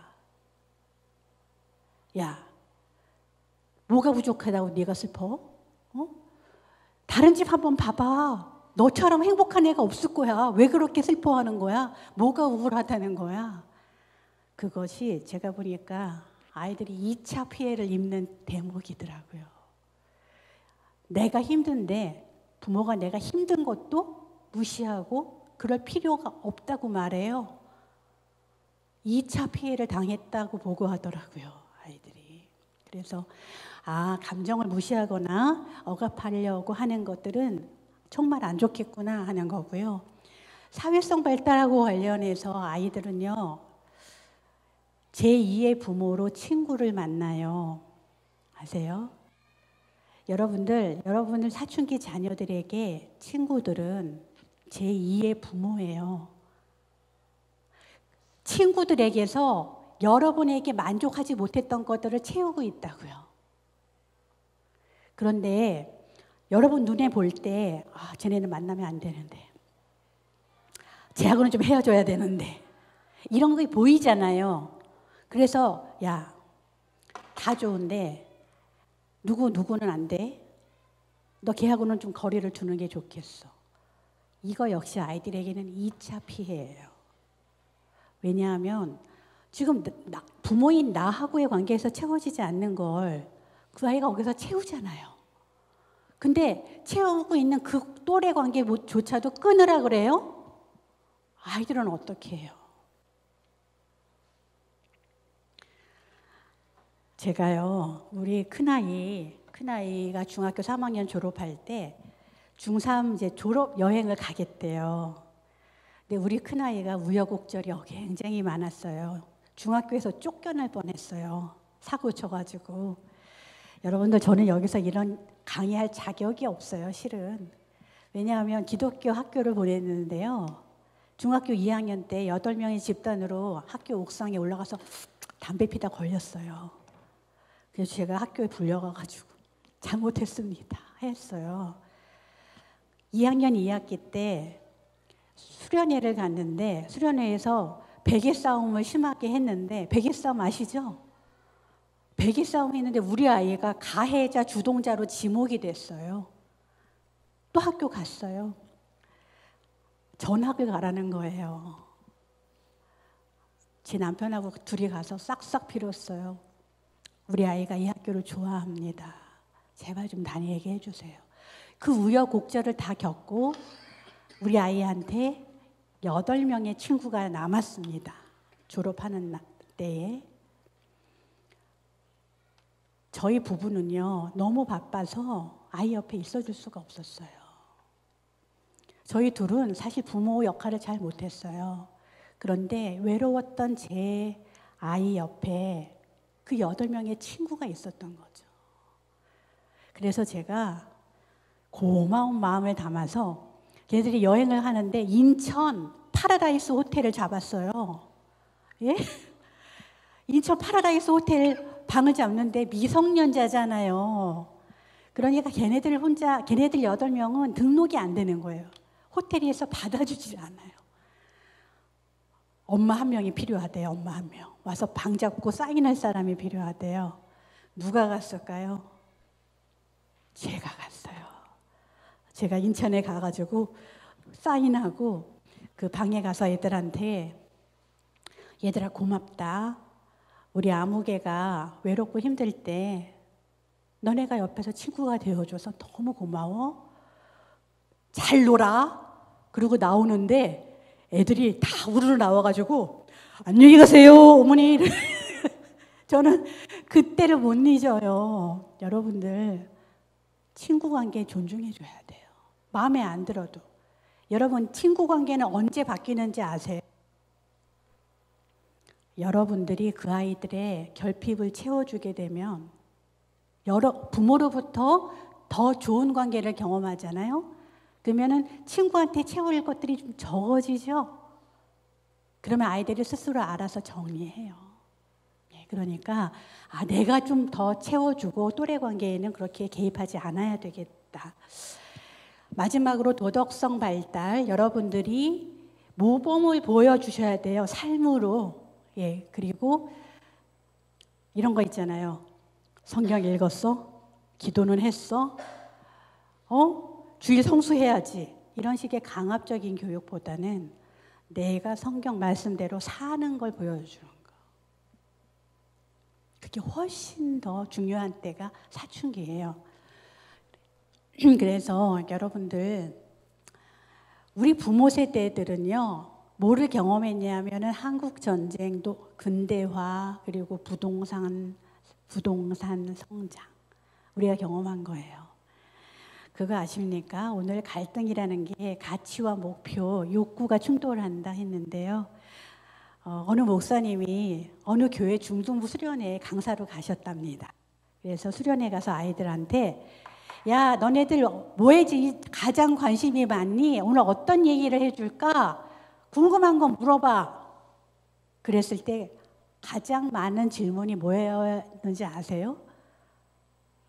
너무 놀랍게도 아파트였어요. 아파트 어디다 사는 면 좋아요? 어디가 올라요? 여러분 이거 좀 놀랍지 않아요? 이게 있잖아요. 성인이 아니라 중등부 수련회예요. 중등부. 그 중학생들이 뭐를 본 걸까요? 뭐를 들은 걸까요? 부모님이 대화하는 거. 어디다 아파트를 사면 좀 오를까? 어떻게 우리가 재테크를 좀 할까? 그 얘기를 계속 들으니까 그렇게 되는 거죠. 그리고 어른 세대의 가치 기준은 1등 하는 거, 금메달 따는 거, 대기업 들어가는 거, 결과로서 인정받고 안정되는 거였답니다. 좀 인정되시죠, 이거? 근데 지금 세대는 여러 가지 세계에서 일어나는 테러도 경험하고 학폭도 경험하고 무엇보다 우리 지금 사춘기 세대는 저성장 세대예요. 여러분 우리 청년들이 왜 결혼 못하는지 아시죠?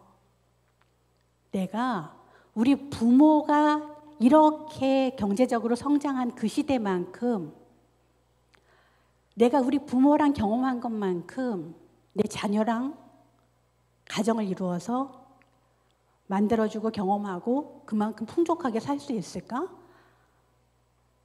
거기에 질문을 하는 거예요. 지금 20, 30대가. 근데 대답은 안 되겠다 이거죠. 그렇게는 어렵겠다. 그래서 지금 저는 청년 세대가 결혼을 못하고 있다고 생각해요. 근데 이때 자녀 세대, 사춘기 우리 자녀 포함해서 기준이 바뀌잖아요. 소확행, 그죠? 소소하지만 확실한 행복. 그다음에 다양성. 그다음에 결과보다는 노력하는 과정. 그다음에 내가 누구인가를 찾아가고 싶은 마음. 이런 것에 훨씬 더 관심을 갖고 있어요. 그러면 부모 세대와 자녀 세대가 이렇게 다르면 서로 소통할 수 없는 걸까요? 저는 성경에서 답을 찾아야 된다고 생각해요. 사랑하는 여러분, 성경 어디를 읽어도 편안한 세대는 없었어요. 하나님은 우리에게 여러 사람의 이야기를 통해서 말씀해 주고 계세요. 아브라함, 이삭, 야곱, 요셉, 모세 시대, 광야 시대, 왕들의 시대. 여러분 성경 그 어디를 읽어도 편안한 시대가 있던가요? 아니에요. 성경 여러 가지 이야기에 불안은 끊이지 않아요. 그러면 어떻게 우리가 안정을 찾아갈 수 있어요?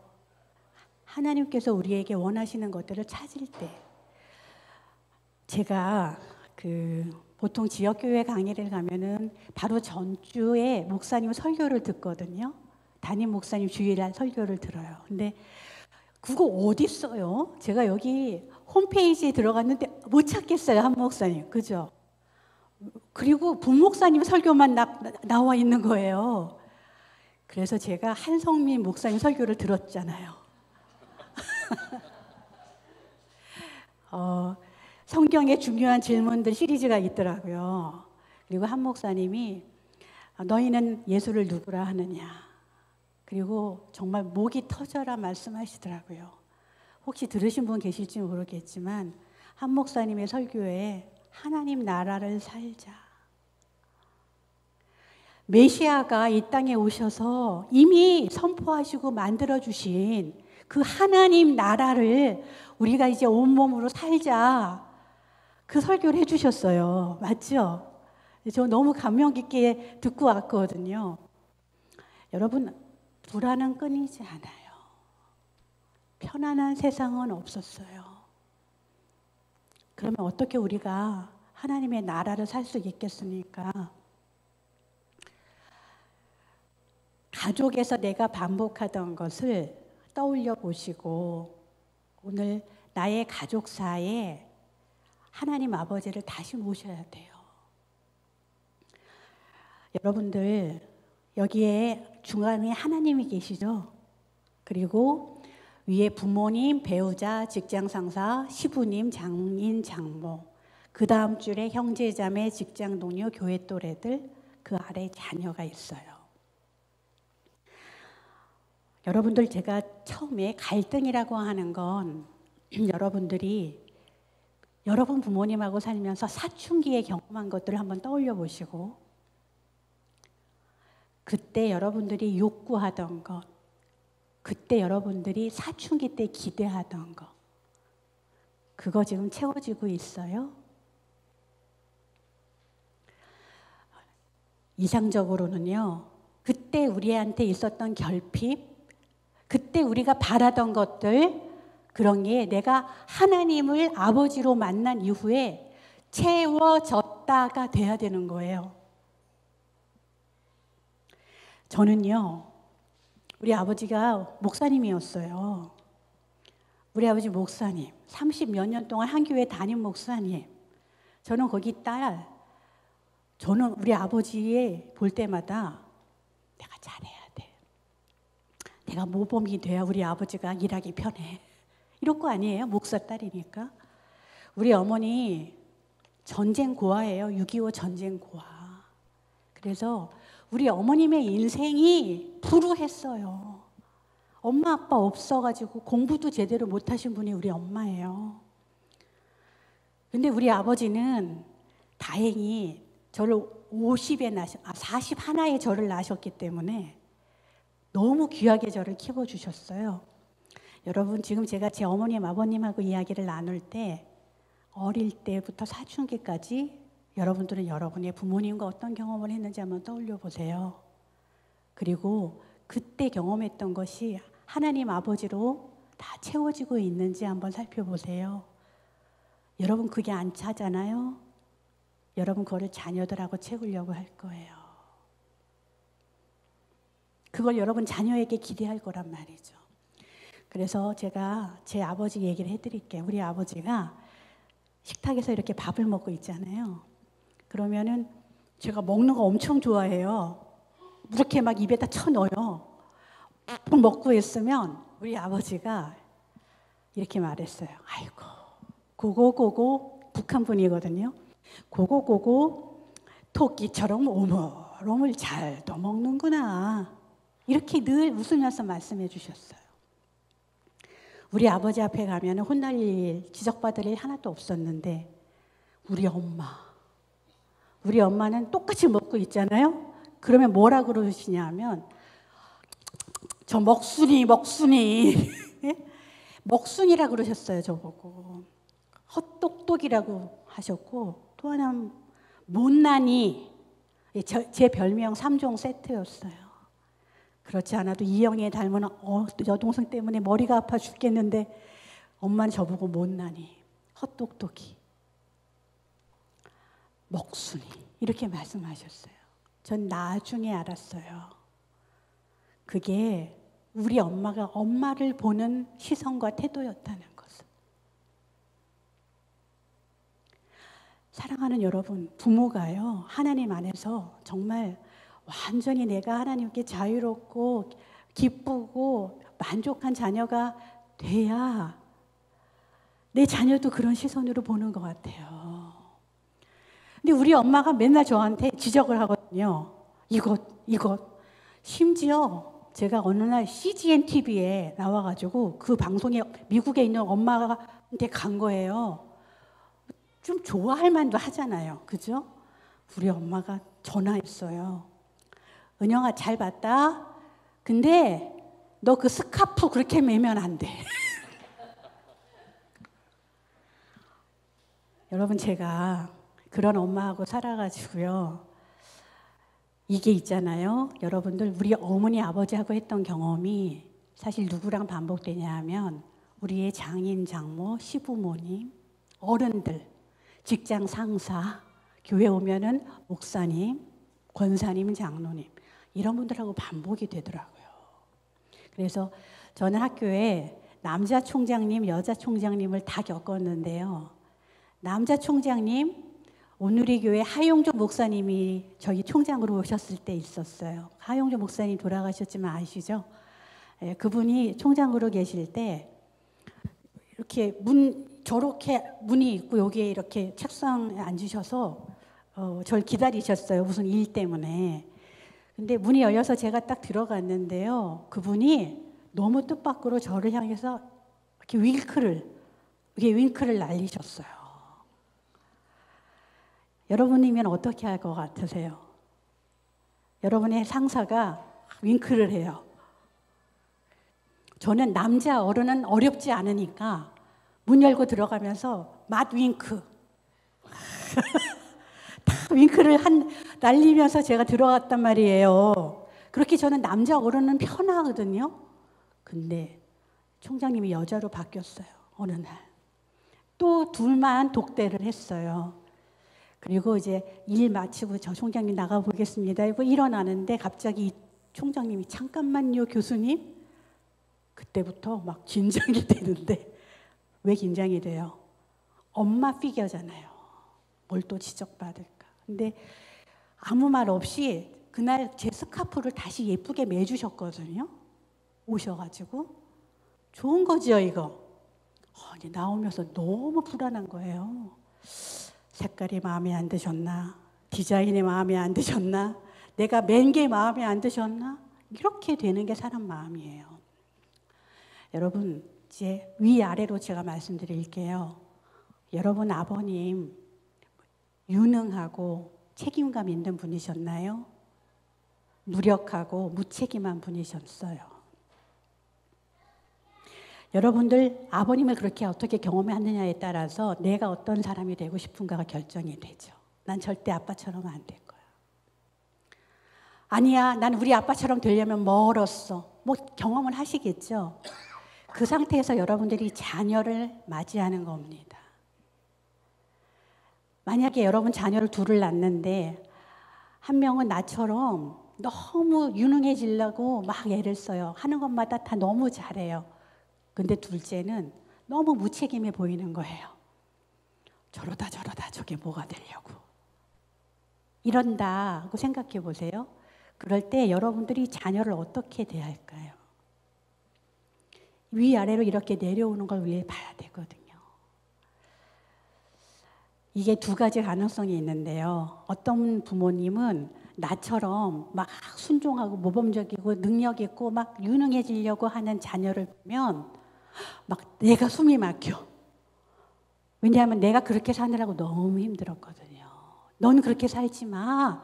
이런 마음이 있으면 그 자녀가 막 너무 답답하고 미워요. 오히려 슬렁슬렁 사는 아이 있잖아요. 그 둘째가 더 이쁠 수가 있어요. 왜냐하면 너는 나처럼 안 힘들겠구나. 그래, 인생은 그렇게 사는 거야. 걔가 예쁠 수 있어요. 거꾸로 뒤집힐 수도 있겠죠. 여러분들, 여러분의 부모님하고의 관계를 열어놓으시고 나는 그때 어떤 사춘기의 자녀였나. 그때 내 인생에 찾아오신, 아니면 시간이 지나면서 내가 만난 하나님은 나에게 어떤 아버지신가? 나를 어떻게 맞이해 주신 분인가? 여러분, 저는 97점짜리 시험지를 답안지를 가져가는 것도 떨렸던 사람이에요. 우리 엄마가 원했던 거는 올 100이었어요. 올 100. 그래서 저는 우리 아이들한테 제가 겪은 아픔을, 고통을 주고 싶지 않았거든요. 그래서 마음대로 해라. 니네들 마음대로 하고 싶은 거 하고 살아라. 그랬더니 진짜 중학교 때 우리 둘째가 100점 만점에 수학을 3.8점을 받아오더라고요. 그러면서 뭐라고 했는지 아세요? 너무 자신 있게 엄마 찍었으면 20점 옵니다. 네. 엄마 제가 1번부터 풀다가 이렇게 된 겁니다. 근데 너무 이쁜 거예요, 얘가. 3.8점 맞은 그 아이가요. 그래, 그렇게 사는 거야. 주관 있게. 제가 정말 그렇게 하더라고요. 여러분, 수학 100점에 3.8점 맞던 제 아이가 음악은 전교 1등이었어요. 99점. 그걸 엄청 뻐기면서 자기가 전교 1등이라고 음악. 여러분이 만약에 그런 상황이면 어떠시겠어요? 자, 여기에서 있잖아요. 저는 우리 엄마의 올백 기대를 막 맞추려다가 실패한 사람이거든요. 제가 그 웨플 트리니티 처음 가가지고요. 그때 영어로만 강의를 했어요. 학교가 영어 프로그램만 있었는데 저 영어 엄청 못해요. 강의 평가가 꼴찌에서 2번째가 나온 거예요. 교수의 강의 평가는 학생의 성적표예요. 그렇죠? 근데 그때 제가 꼴찌에서 2번째 성적표를 받아들고 이러고 있는데 하나님의 말씀을 다시 읽게 됐어요. 하나님은 우리가 율법을 얼마나 잘 지켰는가, 우리의 행위대로 우리를 구원하신 게 아니라 그러잖아요. 하나님은 우리에게 선물로 준 믿음을 가지고 우리의 믿음을 보시고 우리를 구원하셨고, 그 믿음도 우리가 뭐 해가지고 얻을 수 있는 게 아니라 그분이 선물로 주신 거래요. 제가 그때 다시 한번 회개했어요. 하나님, 제가 잘해서 하나님 기쁘게 하고 인정받으려고 했던 거 다 내려놓습니다. 제가 꼴찌를 계속 하더라도 이 학교에서 하나님이 기뻐하시는 일을 할 수 있으면 계속 있을게요. 그리고 지금 23년째 이 학교에 있거든요. 이야기가 많이 이제 돼서 여러분들 질문을 받아야 되는데요. 마지막으로 우리가 사춘기 자녀에게 어떤 핵심 가치를 남기고 싶은가? 저는 성경의 핵심은 이 3가지라고 생각합니다. 창조된 죄인이 구원받았다. 다른 거 다 잊어도요, 우리가 성경에서 잊으면 안 되는 것, 나도 내 자녀도 창조된 인간인데 창조된 나와 내 자녀가 죄인이지만 구원받았다 하는 거예요. 그래서 우리가 아이들하고 나눌 수 있는 대화는, 나는 사실 이렇게 죄인의 모습이 많았거든. 내가 공부 잘해서 명예 가져서 돈 많이 벌어서 좀 가치를 확보하고 싶었는데 그게 엄마 아빠의 죄였어. 엄마 아빠 인생에 찾아오신 하나님은 부족해도, 내가 좀 비참한 느낌이 들어도 나를 그렇게 보지 않으시고 따뜻하게 나를 존엄하게 받아주신 분이더라. 그리고 엄마가 힘들다고 얘기할 때 부자 하나님이 되셔서 많은 것들을 공급해 주신 분이더라.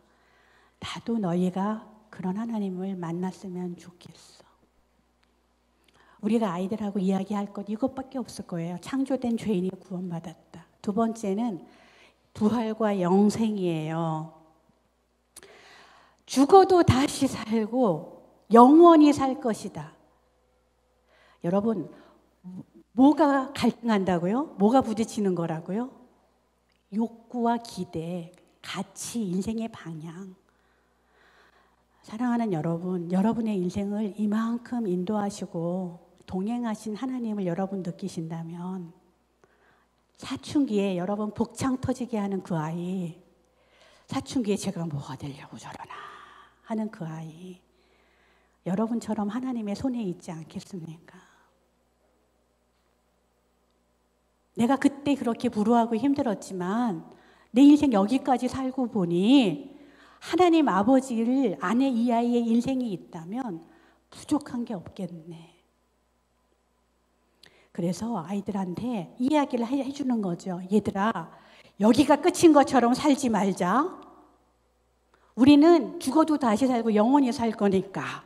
이렇게 아이들하고 이야기를 하는 거예요. 그래서 배워서 남 주고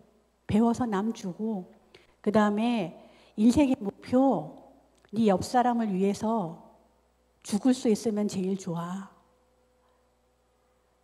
여러분, 이게 우리가 예수님을 닮는 거예요. 예수님이 우리를 살리고 죽으셨죠. 우리의 인생의 마지막 목표는요, 우리가 옆 사람, 친구를 위해서 대신 죽을 수 있다 그러면 그것만큼 복되고 영광스러운 일은 없는 거예요. 아직 제가 거기까지 다다랐다는 뜻은 아니에요. 그러나 그런 점을 같이 지향하고 살자고 아이들하고 얘기하자는 거죠. 그리고 생명과 사랑, 그러니까 이 땅에 사는 동안 살리고 사랑하자. 너의 진로가 뭐가 돼도 좋아. 너가 무슨 일을 해도 좋아. 다만 네가 살아간 그 끝자락에 사람이 살아나고 네가 사람들을 사랑하는 일을 하면 좋겠어. 여러분, 이거 안에서 아이들이 진로를 정하면 되는 거 아니에요? 그러면 나머지는 하나님이 공급해 주세요. 100점 만점에 3.8점 받던 제 둘째, 드럼 전공입니다. 드럼 전공. 여러분, 고등학교 때 제가 얼마나 한심했겠습니까? 실용음악과 갔어요. 지금 어떤 일을 하는지 아세요? 하나님이 이 아이를 하나씩 인도를 하시더니 교육대학원에 가게 하시더라고요. 음악 선생님 하고 싶대요. 중고등학교. 뭐가 돼도 괜찮아요. 그렇죠? 그 아이 인생 전체를 인도하시는 하나님께서 우리 아이들의 삶을 통해 하나님의 나라를 이루고 싶으시잖아요. 우리가 하나님 나라에 눈이 고정이 되면 아이들하고 다툴 일이 없어요. 그래서 제가 시간을 지금 한 10분 정도 더 썼는데 여기서 이제 저의 이야기를 마무리하겠습니다. 혹시 여러분들 궁금하신 내용 있으십니까?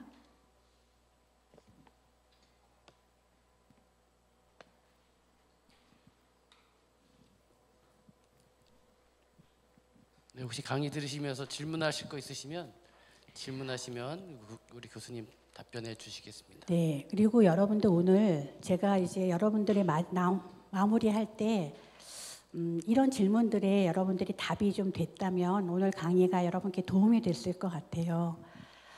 평소에 내 아이에 대해서 갖고 있던 생각, 해결되지 않은 욕구, 가치관을 제가 여쭈었죠.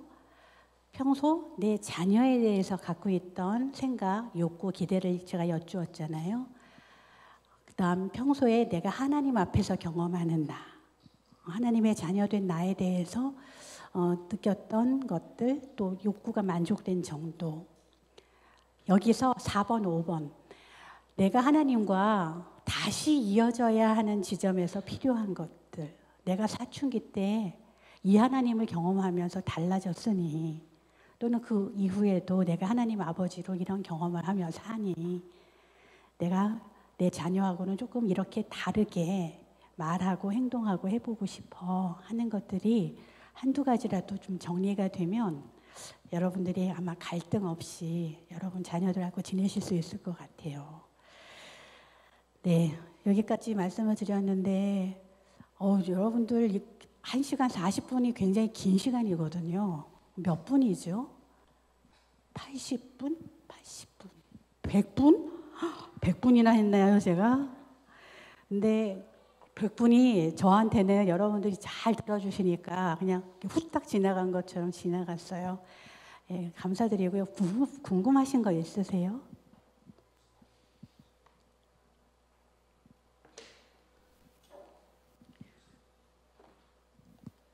네. 여기 마이크 주세요. 이제 그 발달 과정을 이해하면서 애들이 이제 자기의 종교, 교회 다니는 거 이런 거에 대해서 고민한다는 거를 좀 이해하게 됐고요. 예. 그냥 그거를 과정을 거치는 거구나라고 인정하는 게 필요하다는 거를 이제 너무 속상해만 하지 말고 그런 걸 맞아요. 이해를 했지만 그 과정을 또 잘 넘겨야 되는 거잖아요. 그리고 실제 우리 청소년 아이들이 중고등부를 너무 많이 떠나니까 그렇죠. 부모의 그 열심히 사는 모습과는 전혀 상관없이 애들이 많이 떠나는 거를 보거든요. 네. 그럼 그거에 대한 뭐 의견이나 좀 좋은 코멘트 부탁드립니다.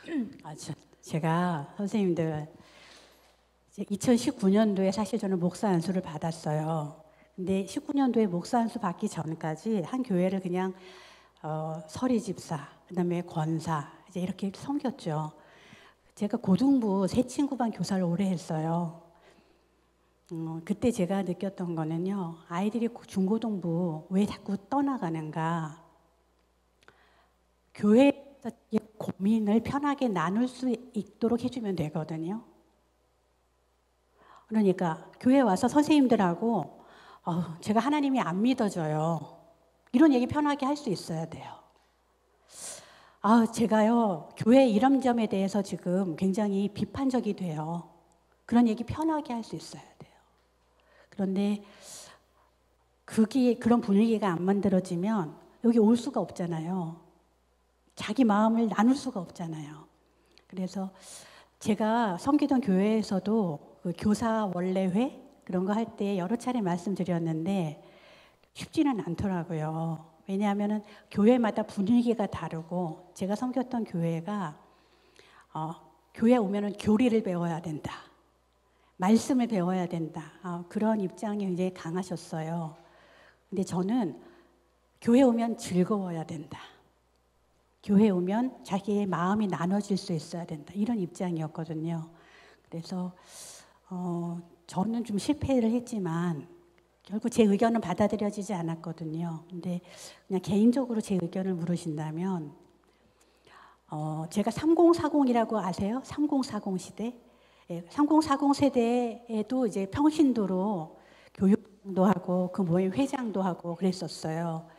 그때 제가 조장을 하는데 우리 교회 어떤 청년이 갑자기 누님 그러더니 누님 제가 고민이 있습니다. 제가 하나님이 안 믿어져요.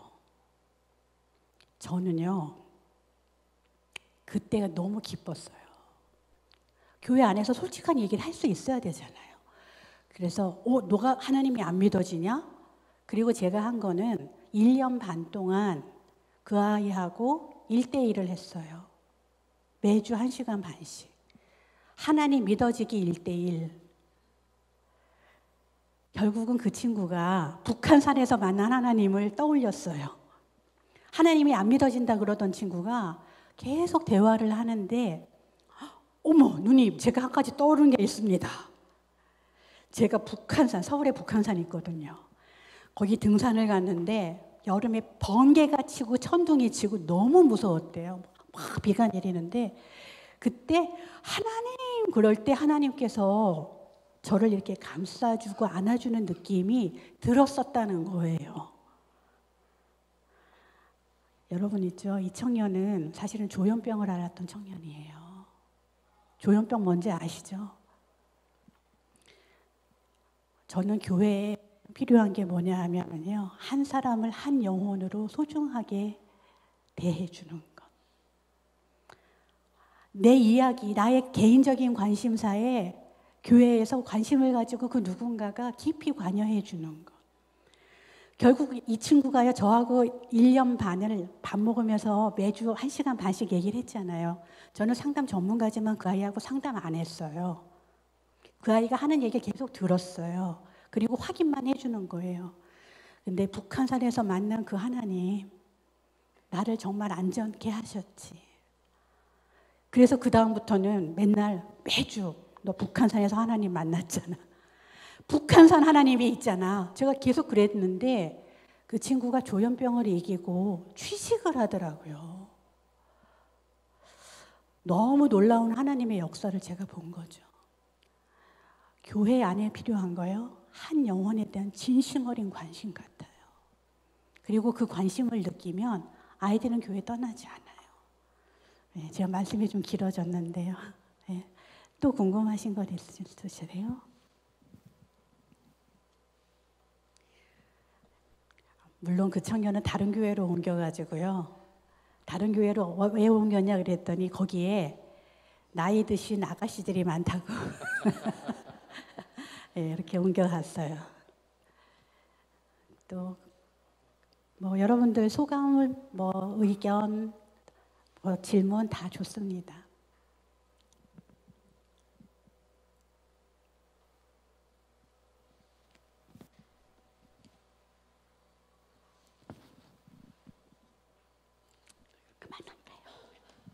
우리 교수님께 감사의 박수 드리겠습니다.